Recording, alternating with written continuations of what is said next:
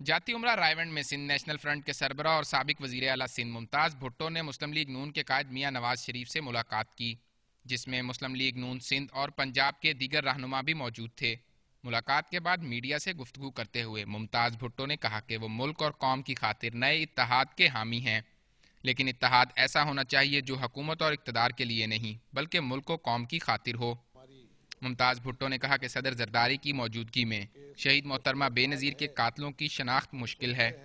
سیاسی مفاد حاصل کرنے کے لیے یہ حرکت ہے، جیسے کہ ہر تیسرا یا دوسرا لفظ جو زرداری کے منہ میں سے نکلتا ہے وہ بھٹو ہوتا ہے۔ بھٹو وہ بیوی کی تصویر لے کے پوری دنیا میں پھرتا ہے، اس کو ڈر ہے کہ میرا اصلی چہرہ نہ لوگ دیکھیں، تو وہ تو شخصی سیاسی مفاد کے خاطر یہ ہو رہا ہے۔ ملاقات کے بعد میڈیا سے گفتگو کرتے ہوئے راجہ ظفر الحق نے کہا کہ ملک کو موجودہ دلدل سے نکالنے کے لیے مشترکہ جدوجہد کی ضرورت ہے، جبکہ سابق وزیر اعلیٰ سندھ سید غوث علی شاہ کا کہنا تھا کہ پاکستان کی مضبوطی اور استحکام کے لیے سب کو اکٹھے ہونا ہوگا۔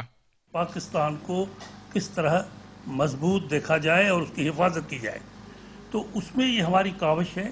جتنے بھی ہمارے احباب ہمارے ساتھ وہاں ساتھ دے رہے ہیں یا مل رہے ہیں، کوشش یہی ہے کہ ملک کے حالات کو بہتر کریں۔ ملک کے بچانے کی خاطر ان کا یہ سفر تھا اور ہم اس بات کی قدر کرتے ہیں، اور ان دونوں رہنماؤں کے درمیان جو بات چیت ہوئی ہے، میں سمجھتا ہوں کہ وہ بہتر مستقبل کے لیے ایک نشاندہی ہوتی ہے۔